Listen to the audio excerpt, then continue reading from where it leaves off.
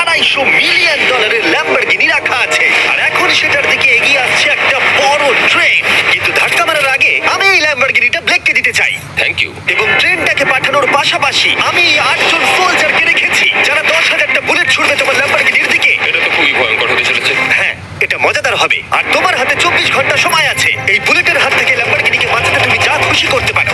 Timer শুরু হলো এখন। ঠিক আছে, প্রথম লাইনের ডিফেন্স হলো সিন্ডার ব্লকের ওয়াল, তারপরে থাকবে শিপিং কন্টেনার যেগুলোর মধ্যে ফ্রিজ ভরা থাকবে, আর তারপরে থাকবে গাড়ির দেওয়াল যাতে বুলেটগুলো আটকানো যায়। তোমার কি মনে হয় এই সব কিছু এই বুলেটগুলোকে আটকাতে যথেষ্ট?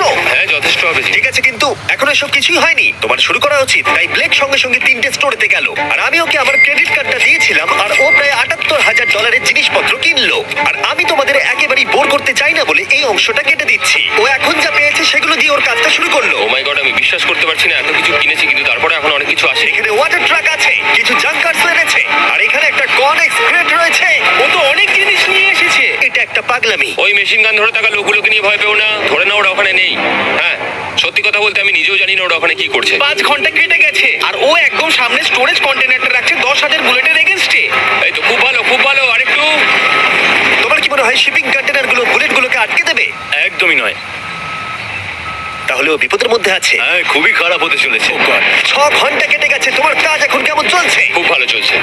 তুমি শিওর? যতক্ষণ না কন্টেনারটা নামছিল আমি শিওর হতে পারছিলাম না, কিন্তু এখন আমি শিওর। আমি ওদেরকে জিজ্ঞাসা করলাম এগুলো কি বুলেটকে আটকাতে পারবে, আর ওরা বললো না।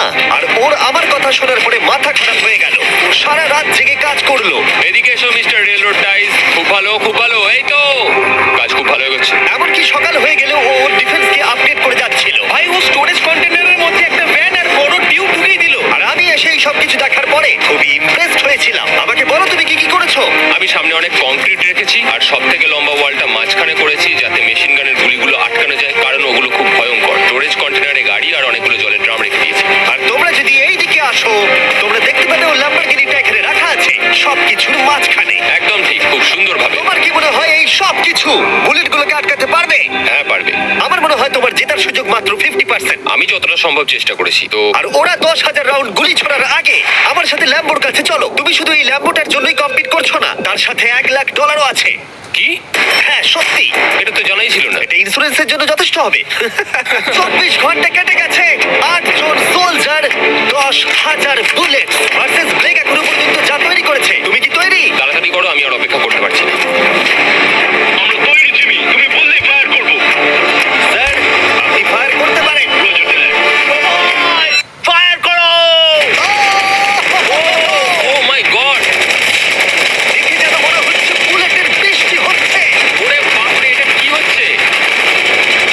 দেখো, ওরা মাঝখানের বক্সগুলোকে সব ভেঙে দিয়েছে। ও ভাই, হে ভগবান! ব্লেকের দেওয়াল এখন থেকেই ভেঙে পড়তে শুরু করে দিয়েছে।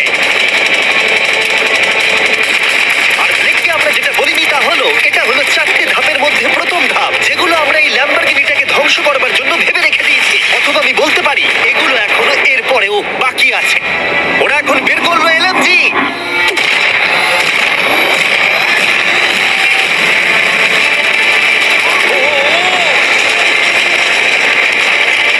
সব ভেঙে পড়ছে। না! সিন্টার ব্লকগুলো ভেঙে পড়ছে। এদের মধ্যে একটা বুলেটই যথেষ্ট ল্যাম্বরগিনিকে তছনছ করার জন্য। ও মাই গড!